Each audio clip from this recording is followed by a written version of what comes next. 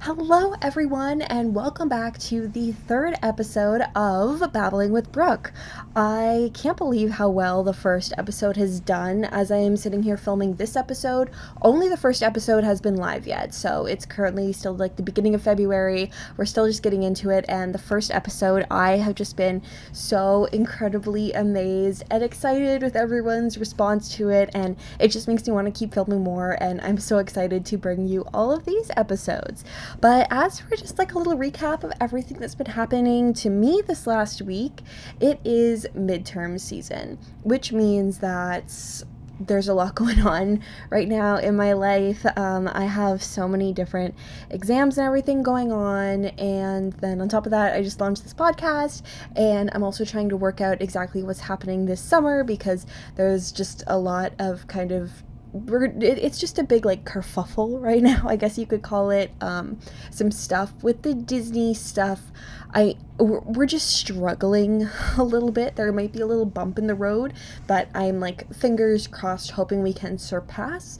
But if the registrar's office at my school doesn't get back to me soon, I'm gonna have to go in there and talk to them, because emailing them has been completely useless for this scenario, because they're just straight up not getting back to me, and I need information from them basically, and if they cannot help me solve my problem, I'm a little screwed. But that is off topic, because today we are actually talking about brand rep programs and how everyone gets screwed over by them, how much I hate them, how I've been screwed over by them. Basically, we're just ranting this entire episode about the concept of brand rep programs and why they suck, pretty much. Brand rep programs and the negativity, I guess, towards them is something I've had since probably about the end of 2020-ish. During the pandemic, the beginning of it, I was super into them, and then it very quickly died off after I got screwed over a couple of times. And at that point in 2020, when I kind of realized there was something up, I did start voicing those concerns to the world. I made a YouTube video on it, all that stuff. And then recently, a couple of weeks ago at the beginning of January, I was seeing a lot of brand rep program posts. So people being like, join my brand rep program, I'm applying to this brand rep program, blah, blah, blah. And I was shocked. I was like, why are these things still happening? I thought brand rep programs had like died off. I didn't even think they were a thing still, but here they are. So I posted on my Instagram story, and everyone was like, wow, you should talk about this more. And I was like, no, I've like just talked about it. And then I went back and realized that it was like 2.5 years ago now that I was talking about it. It wasn't like a couple of months ago. It was literally 2.5 years ago, which is so crazy to put into perspective how fast time has flown. But it made me put it back on my list of things that I want to talk about again, and I want to update on what I'm talking about, because I feel like this is something that a lot of people don't really realize, a lot of the mechanics of why both shops and influencers are getting screwed over, and why they are just generally a really, really bad idea. So if you don't know what brand rep programs are, I do want to talk a little bit about that. But if you clicked on this podcast, I'd assume you know or have an idea of what they are, but I will talk about what they are. I want to talk about my experiences with them, how influencers are getting screwed over, and then also how shops are getting screwed over. And then I want to talk about what my personal kind of morals or like set of requirements is when I work with a brand, and what I kind of look for. This is going to change for every single influencer, but just kind of where my personal stance on everything is. So let's get right on into it. So first off, what are brand rep programs? Now, back a few years ago, the term brand rep and brand ambassador meant two different things. Nowadays, I find they're very interchangeable terms, and they pretty much mean the same thing. It's just depending who you talk to. So I'm going to be using brand rep and brand ambassador pretty interchangeably. However, I'm probably going to go more with brand rep because that's just the term that I'm the most familiar with. So in theory, how a brand rep program would work is a brand is going to pick a variety of influencers in the Disney community in some sort of way. Now, brand reps, it's important to know this happens in every community, no matter what kind of niche you're talking about, but we're obviously talking about Disney today. So a small shop A small shop who sells ears, for example, I feel like that's just like the most common one we can talk about. A small shop who sells ears is going to pick a bunch of influencers in some way, shape, or form, and they're going to send them ears. It could be one pair of ears, it could be a couple pair of ears, whatever, and they're going to send those influencers one pair of ears maybe once a month or on some kind of set like line, like every couple weeks, or maybe they'll just get like one big package for their brand rep term, which is usually like 3 to 4 months, something like that. They're gonna get a bunch of products. This is not like a one-off thing. This is a continuous partnership. They're going to get a bunch of products. The influencer is then going to post about the products. This is going to help the influencer because they're going to kind of get awareness, because the brand is also going to be posting about them as the influencer, and they also get free products to promote. The brand in turn gets free promotion as well because the influencer has followers who are influenced to buy the product. That's how it happens in theory. And then every 4 months, the brand shop, like the small shop, will go and get a new set of influencers to promote their products and send those out to them. And that is, in theory, how brand rep programs work. There's a lot of flaws in that, and it never, in my experience, never, ever, ever works out well that way. That's never truly what happens. There's always a flaw in the system somewhere along the lines, which we're going to get into. But the key points are that you get a long-term kind of contract with a brand. They send you products and you promote them. Or if you're the shop, you send out products, the influencers promote them. And then there's obviously a lot of social media requirements, so the influencers are going to need to post so many times with the products. They're maybe going to need to do unboxing. Whatever that is, it's going to be different for every single brand. So my first experience brand repping was in 2019 for my first college program, and this was when I didn't really know anything about sponsorships, brand rep programs, nothing like that. I didn't really know the value of my work, and I was offered a position. Mind you, I did not have a lot of followers at this time. My YouTube channel, I don't even think it had hit 1,000 yet, and my Instagram was, I believe, not at 2,000 yet, because I think I hit 2,000 when I was on my CEP. So I did not have a lot of followers. So I mean, I didn't know what I was doing. I really didn't. I had been making Disney YouTube videos for about a year at that point, and I was kind of just starting to gain some kind of following, and I was really into it and like, I'm gonna be an influencer. And I signed on with this ear company who I'm not gonna name. I'm not gonna name any companies in this video because I'm here to inform. I'm not here to start drama. And some of these companies I don't really have anything against. I don't think they knew any better than I knew at the time. So I'm not going to say anything against them or who they actually are. But so 2019, I was a brand rep for an ear company. And so like a mouse ear company. It was a Canadian company. And that's kind of why I signed on with them. I don't remember how I became a brand rep. I think they reached out to me. Anyway, the deal was that I would pay, it was something like 50%. I don't even remember the true number of what the ears cost once a month. So I was required once a month to purchase a pair of ears from this company at a discounted rate, make a post about the ears when I got them, and I also had a coupon code for my followers.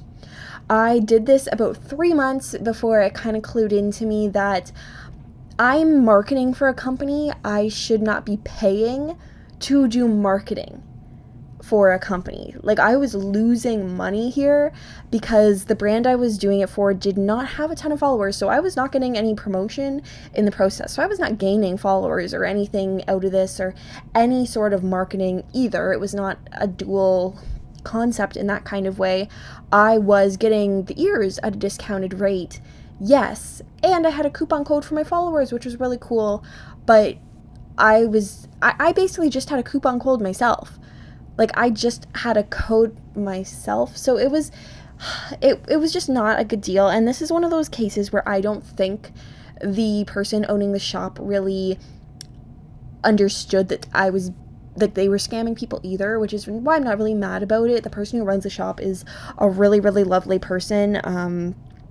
Like, nothing wrong there, but it was definitely something that, looking back on, I was like, ooh, I definitely got screwed over big time. Now, I didn't join another influencer program until the pandemic hit, actually. And I joined a new brand that had just become a thing. They were really taking off. I had ordered a t-shirt from them and I adored it. And then they put out a brand rep program. And I was like, yes, of course I want to be a part of this program. I adore this program, or I adore this shop, sorry. I would love to be a brand rep for them because why not? I feel like everything at the beginning of 2020 was a blur because I'm really having a hard time remembering what even happened with the shop, but I know I felt like very neglected. I remember that feeling by the shop. There was like a whole Facebook page and everything, and there was so many requirements for me to post. So I got a free t-shirt from them. I only got one free t-shirt my whole rep period, which I thought was kind of strange.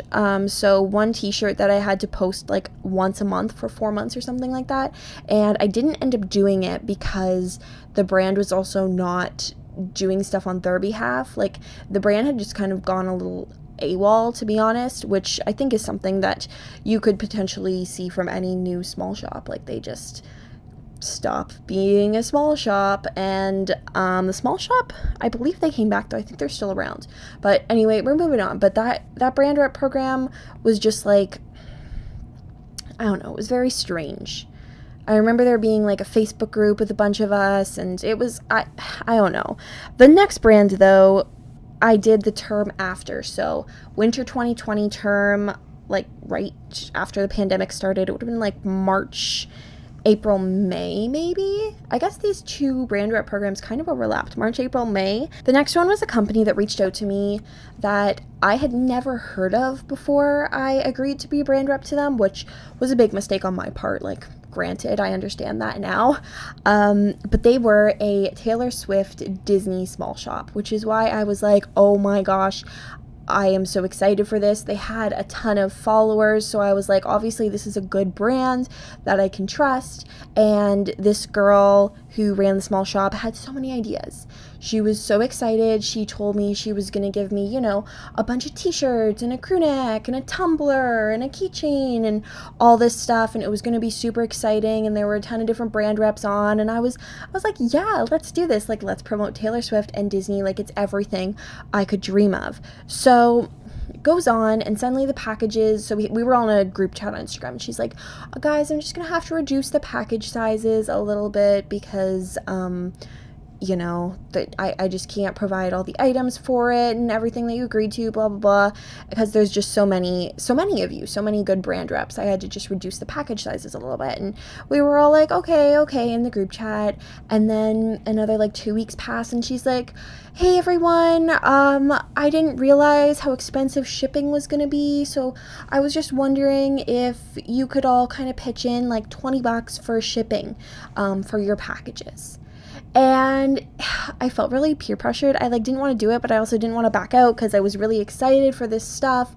And I ended up paying the $20 because everyone else in the group chat ended up paying the $20. And I was like, oh, it's only $20, and I get like a whole bunch of free t-shirts and that.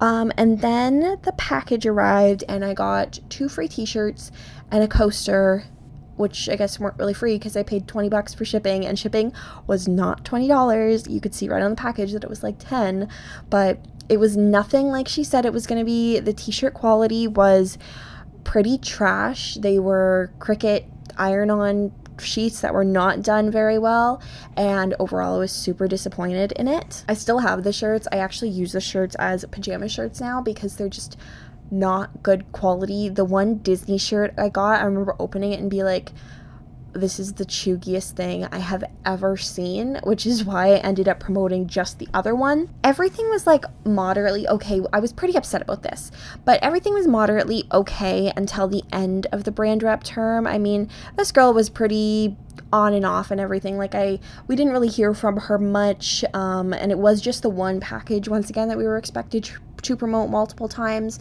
and we hadn't heard from her. And then she comes out with her brand rep program for the next group. So it would have been like the end of summer that this happened. She came out with the fall brand rep program, and I was like, I'm not going to apply. I don't really want to do it again. And mind you, 2020, this was like right when the Black Lives Matter movement was happening in June. So June 2020, that's when all that was going down. In August, she comes out with a new set of brand reps who are, there was like 25 of them. I remember there were even more, and there was an outrageous amount of them, and they were all white blonde women. I was like, really? Like, you're gonna do that? And so I unfollowed her, and I was like, I'm really uncomfortable with what you did. I did call her out for it, and she got really pissed off. She ended up blocking me because I called her out, and I was like, this is not okay what you did. Like, you need to diversify here. I don't feel comfortable repping for a brand that is not going to support, you know what I mean? So I'm glad I didn't apply for a second term. And then I ended up taking the post down because there were a couple other instances kind of too where she didn't fully follow up on the contract. I mean, the original contract that I agreed to was free stuff and a bunch of free stuff. So I took the post down because if she's not going to abide by the original contract, neither am I. And this is not something I want represented my face of. Someone who does not agree with my values, I don't want to be advertising that. So I moved on. Then I did another brand rep company. At this point, I still had not learned. I was like, let me give someone else a chance. It was another Canadian company who was also had, like, they were pretty established, and I had heard a lot of good things about them, and their clothes they looked amazing. A lot of them were embroidered, they were beautiful, and I had some friends who had ordered stuff from them and loved it too. And I was like, okay, like, this seems like a good company. When the brand rep applications came out, I applied, and they had everything set out. They had like a contract signed. They were very specific in what they wanted and what we would be getting, and completely outlined down to, like, I believe it was like outlined down to what day of the month they would be shipping stuff out. The only catch was we didn't get to choose the designs. I believe we could put preferences in. I mean, it was all Disney stuff anyway, but we didn't get to put exact preferences in. We just put in, you know, like what size we needed and if we wanted like a t-shirt or a sweatshirt, something like that. So I agreed to do the brand rep program, and it was going really well. I loved the way their graphic design was. Like I said, I had heard a lot of really good things about them, all that stuff. And then what ended up happening is I get the first sweatshirt. I do the post. I worked so hard on that post. I did a whole Star Wars edit with that post. It looked really, really good. I was so excited for it. It ended up being one of my most liked photos at the time, actually. I had worked so hard on that post. And I had done my stories. Like, I was completely following everything. And then once again, the brand went radio silent. Nothing. I heard nothing from them. Eventually, I ended up reaching out and being like, hey, just wondering when the next package is going to ship. Like, I really loved the first shirt. I was just wondering when the second one was going to ship. And at first, I was told it already shipped. So they told me that, I just shipped it like 2 days ago. It'll be there soon. So I wait a week. I still hear nothing from them. And I'm like, hey, just wondering if you have a tracking number, like all that stuff. And they just read my message and didn't respond. I was like, okay, that's kind of weird. At this point, someone actually reached out to me who was another brand rep, and she's like, hey, have you heard anything from this company that we were brand repping? Because, like, I thought all this was supposed to happen. And then I messaged her back and sent her the screenshots. I was like, this is what they said to me. And she was like, that's so strange, because when I asked them, they told me they just shipped the stuff out 2 days ago. When they told you this, that they shipped the stuff out 2 days ago, a week ago. Like, something fishy is going on here. This is not right. And it really sucked too, because all of us who are brand reps did have quite a bit of a following in that sense. Like, I think we were all over the 5,000 Instagram followers at that point. So we did know a little bit more, obviously not enough, but we knew a little bit, and we were like, this is not right. Something fishy's going on here. So we ended up messaging. There was a group chat with all of us, all the brand reps in it, and we ended up being like, hey everyone, we haven't received our second packages yet. We were told they shipped, wondering if any of you received yours. Anyway, the brand owner comes back about a week later and says, hey guys, unfortunately you all will not be receiving any more shirts. I've decided to end the brand rep term. And we were like, oh, well, like, you could have told us instead of just ghosting us and, like, all this stuff, and not lied about sending out these packages. Like, that's not cool. And she completely went back on herself. She's like, I never stated any packages were actually sent out, and I sent you an email a couple of weeks ago stating that just because I'm really busy with school and everything, that I'm not going to be able to continue brand reps. And separately, a bunch of us went in, like, a little group chat, and we all messaged each other, like, did anyone get this email? We're like, no, none of us got this email. So they lied about shipping the stuff, they lied about all that stuff, and it was just kind of ridiculous. On top of that, I guess I currently do sort of ish work with a brand. I mainly do one-offs, and I guess I really only do one-offs. I'm not going to say which brand I work with in case something does go wrong in the future, or I feel like I can say negative stuff about it. Maybe I'm just not going to mention the brand, what brand it is. If you look at my Instagram, I feel like you know what brand it is. I do work with them quite often, and those are reasons that we'll get into later when I talk about, like, reasons, like, what my specifications are for what I want to do with a brand rep program. But basically, the one-offs I do with them are a little bit different right now because I can either agree to a program or not agree to a program. So it's more or less like a brand who sends me out an individual campaign on a regular basis, and then I can accept or decline that individual campaign, and then no matter if I accept or decline, they'll just send me out another one next time they have a campaign going on. So they just have an emailing list where they send stuff out to. So that's a little different. So it's not, so if you do see on my Instagram, it's not a brand rep program I'm actually working with for that. So that's kind of my backstory about how I've been screwed over by a ton of brand rep programs. Now, those stories, like I said, they're a little fuzzy because this was back 2019, 2020, 3 years ago now, 4 years ago now, a lot of this happened, and I have not picked up a brand rep program since. If you do not know, I also run my own small shop. It's a lot different now when I first started out as, but I refuse, and from the very beginning, I refuse to ever do brand rep programs there because of all this going on too. So let's just start with how influencers get screwed over, because I feel like a lot of times influencers are actually the ones that suffer the most because the brands are still making money. Like, if that makes sense, like, all it's costing the brand is product, whereas the influencers, it can cost you a lot of time, and time is money, and also your face is to a brand, so you have to consider reputation in there too, and how your personal brand is getting tied to this other corporate brand.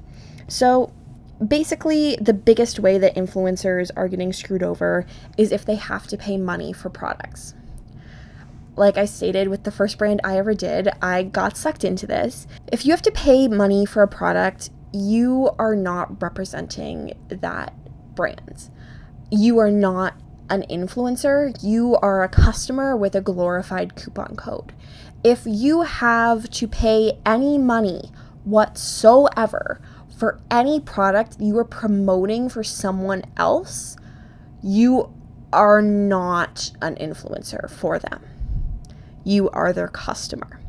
I don't care whether that is shipping fees, part of the product, duty fees. If you live in another country, you should not have to pay absolutely anything. You are doing them a favor by marketing to them. A TV station would never pay a big company to advertise for them, like to put their advertisement on their station. That's not how it works. The Super Bowl is coming up, actually, Super Bowl Sunday. Could you imagine if the Super Bowl reached out to a company, be like, hello, Tide, I keep seeing that Tide commercial, that's why it's on my mind.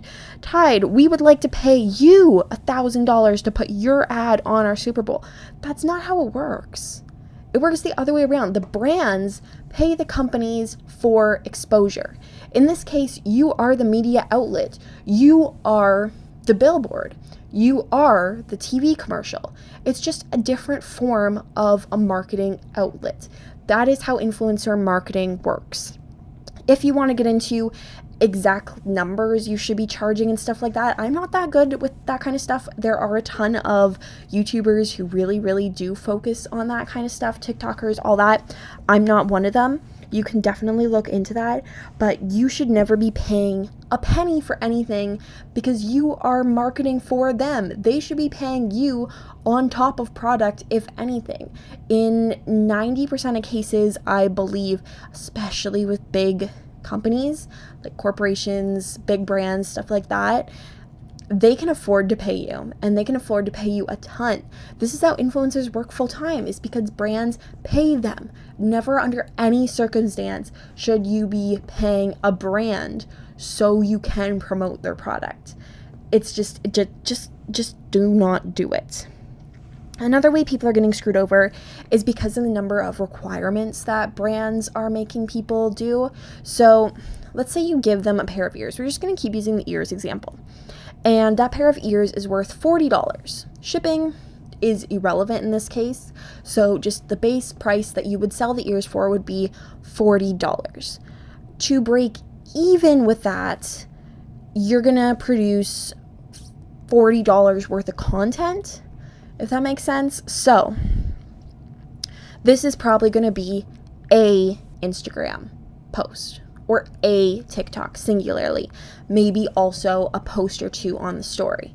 Some brands will make you pay for the product first of all, and then require you to post once a month a post, do a TikTok, do an unboxing reel, post once a week on their story, post every single time, like repost on your story every single time they post, comment on every single one of their posts, like every single one of their posts. The list goes on, and then they also want usage rights. So some brands will want you to post once, but then also do a whole photo shoot with the product that you will send to them, not post on your personal social media. It's just like UGC kind of content. You will send it straight to the brand, and they will use it on their own social medias and stuff, so they don't have to constantly be creating photos and stuff like that. You're a photographer in that case. Photographers get paid money for their work. This is your work. This is your job. Time is money. It's a service. It's not a product, which I think is where people get confused. It is a service. If you're taking nice professional photos of something for someone, that's a photography service. So you get the idea.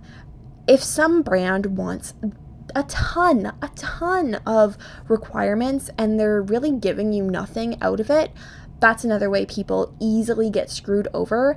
And then you're also kind of screwing yourself over too, because if you're constantly posting all about this brand, your followers are probably going to get pretty annoyed very quickly, and you're probably actually going to end up losing followers from that. So it kind of hurts you on a double basis. It's really, I just have a point down here. It's great to build a portfolio, but don't sell yourself out. You can build an amazing portfolio without selling yourself out by just having products you use on an everyday basis, and that's the best way to do it. Naturally showcase products. You don't have to be like, look, here is this bottle of shampoo that I love, that I use every day. You don't have to do that. Maybe you make a little TikTok with a hair care routine, and you make sure that you can see the label on that shampoo and conditioner bottle. That's an example of how you could naturally integrate stuff to create your portfolio.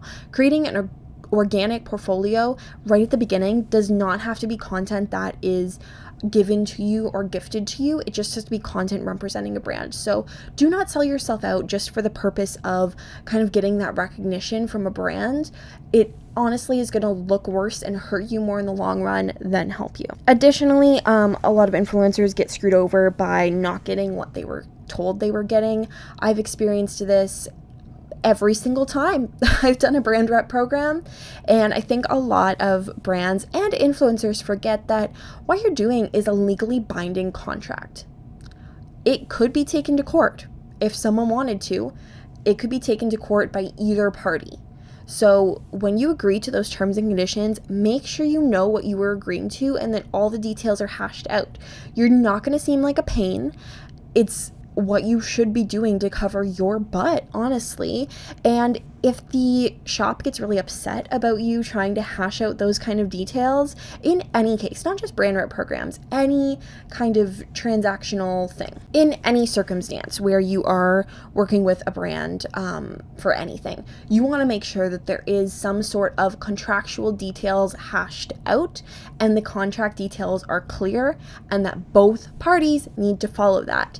It is a legally binding contract. You have to do it, no matter what side you're on, whether you are the shop or whether you are the influencer. You have to do it. So by the shop not giving you what they said they were getting, they legally aren't allowed to do that, but a lot of shops do. They just change what they're giving their influencers, and that's a way a lot of influencers get screwed over. And a reminder too, every single time I've done one of these programs, I've thought to myself beforehand, well, this shop isn't like the rest. This shop is one of the good shops. And then every single time I have gotten screwed over. So even though a shop may seem good on the outside, it might not be so good on the back end of things. So just keep that in mind too. And by accepting these, so a lot of people go into these brand rep things and they're like, yeah, I know I'm kind of getting screwed over, but I want the free years kind of thing. They're like, yeah, I know. I hate when people do this because it's telling brands that what they're doing is okay. It's telling brands that it's okay to screw these people over and they're just going to keep doing it. They're going to make the requirements more and they're going to keep doing it over and over and over again, term and term again. And every single term, although you may know that you are getting screwed over and be okay with that, there are going to be unsuspecting people who don't know. And it's them that you're hurting. It's the community in general is getting a bad rep because of it. And it's just overall hurting everyone in the community when you accept these things. If we all together stop accepting these brand rep programs, people are going to stop making them and using them. So it's just really important that we just stop doing it. And another guilt trip that the shop is going to use on you is that they cannot afford to send you too much free product. They can't afford to pay for the shipping. They can't afford to do that. They're just a small business. They can't afford it. Then don't have brand reps. Okay, the camera died, but we are back up and rolling. Basically, my point was shops do not have to have brand reps. They do not have to. There's so many different ways to market. And no one's doing brand rep programs anymore. Like majority of shops are not doing them anymore. So don't get guilt tripped into that. It's not necessary. You do not need to do a brand rep program for your shop, I will say. It was trendy a little while ago. It's not so trendy anymore, but a lot of shops are still doing it. So let's switch gears a little bit and talk about how the shops are then getting screwed over. And I think it's pretty much the opposite of what I just said, and that is that people are not posting. Influencers will get the products and then just not post about them. And that's a really big one, that they think they can just get away with a shop sending them these products and then they block the shop and said and done, and now they have these free products. And that's just not the case. Like we said before, this is a legally binding contract and that's not okay.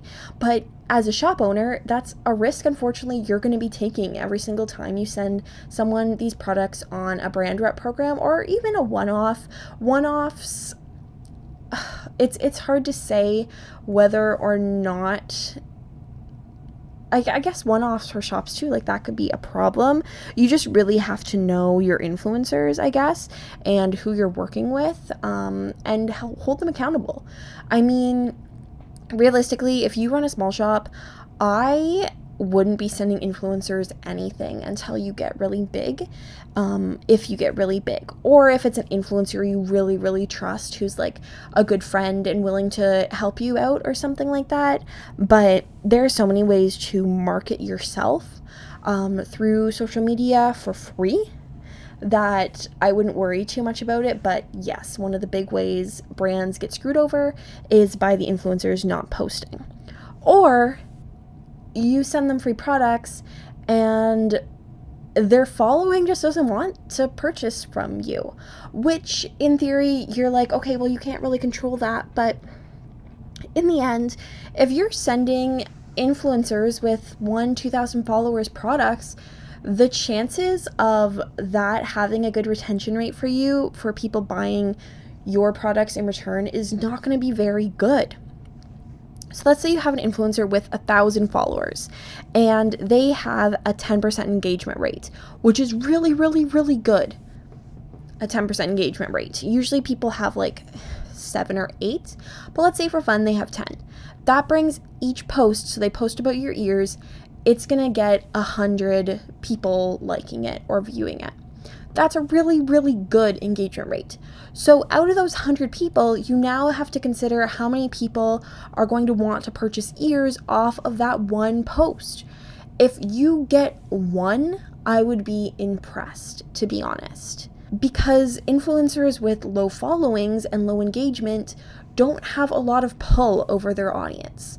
Unless it's like the super cutest, most wonderful pair of ears in the world, they're not going to have a huge pull. You don't start having any sort of a pull until you reach between 5 to 10,000 Instagram followers, and even in that case, people need a pull to the personality, not just because they have pretty photos. You have to consider too that a lot of people buy their Instagram followers.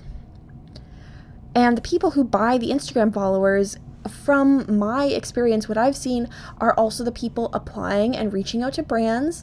They're the people who are also scamming them once they get those ears.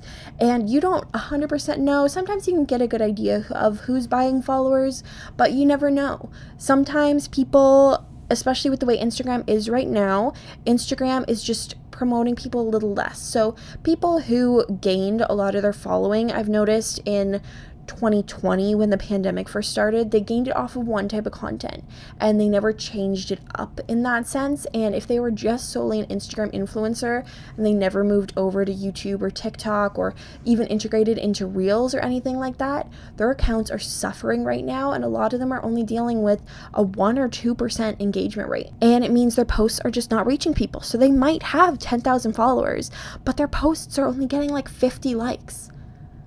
That's going to tell you right there that they're not going to get you that feedback. And generally, branded content too gets less likes.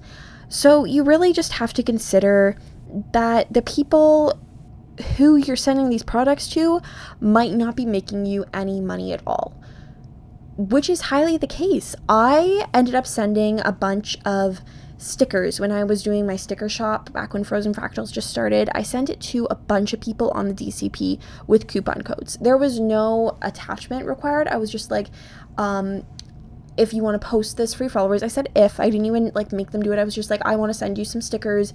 Here's a coupon code if you want to promote it to your followers. There was no requirements. There was no nothing. I just mailed them stickers. A couple of them with quite large followings did post about it, and there was absolutely zero traction. So you just have to consider the audience itself, I guess, and who you're marketing to, and then also just the influencers themselves and their reach. I believe in influencer marketing, but I believe it's also, there's just, I don't know. I mean, obviously I believe in influencer marketing because I am an influencer, but I also see the other side too, where small shops get screwed over a lot of the time.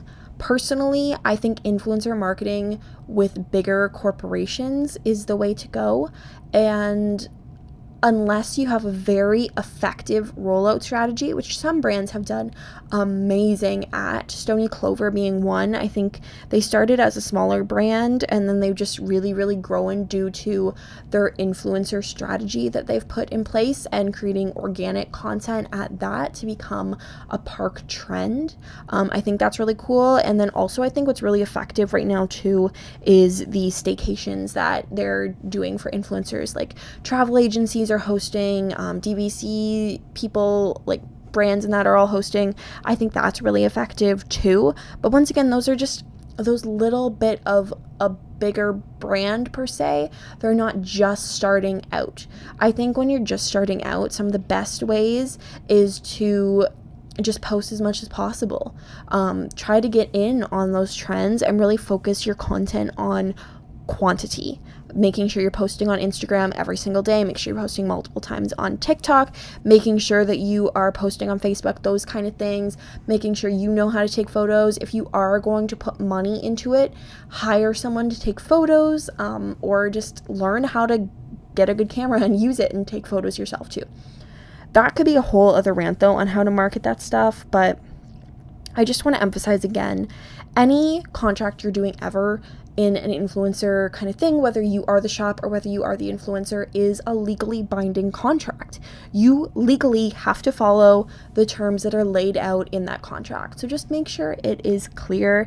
And as a shop, you do not need brand reps. You do not need influencers to post about your shop because there are so many other marketing strategies to go off of.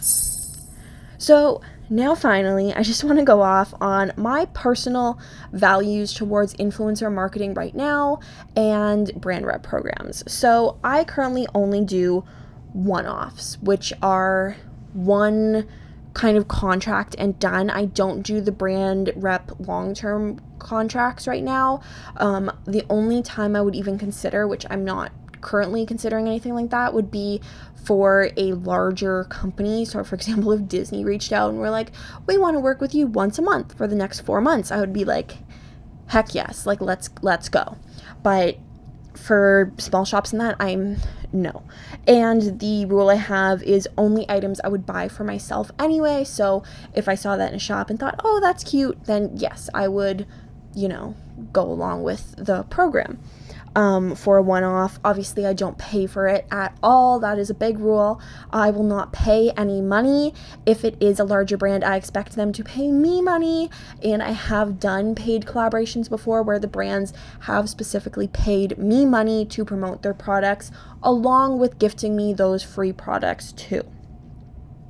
In the case of small businesses, I know that small businesses don't have as much money. They don't have the ability to be handing out hundreds, if not thousands of dollars. And yes, some of these collaborations quite go for thousands of dollars to these influencers. I guarantee that you will be shocked. If you don't know a lot about influencer marketing, people who do collaborations with Casetify, for example, are probably making thousands of dollars off of each and every single collaboration. So I don't know that for sure. I've never worked with Casetify to know those numbers, but just based on the numbers that I know in the industry, that's probably what they're getting. So small businesses, I know they can't afford that, so I will do free promotion for them on Instagram or TikTok if they send me free products. And even then, I'll just do a post for them and probably a story just out of my own kindness, especially if I love the products. And if I love the products, I will continue to promote it naturally. So you guys see that cup that I use all the time for my coffee. I love that cup to death, and I promote that shop like crazy, even though off the top of my head right now, I can literally, it's on the tip of my tongue, I cannot remember the name for it. It is completely blanking me, and now that is going to very much bother me. I cannot remember the name of that shop, but I use them all the time. I use their coffee cup that they hand painted for me. Oh, another thing, for large companies, I will not allow usage rights or usage rights within reason. So what companies like to do is they like to have you make the photos and then they repost them. Usage rights are actually something that goes for a lot of money in the influencer community. So for large companies, usage rights cost extra.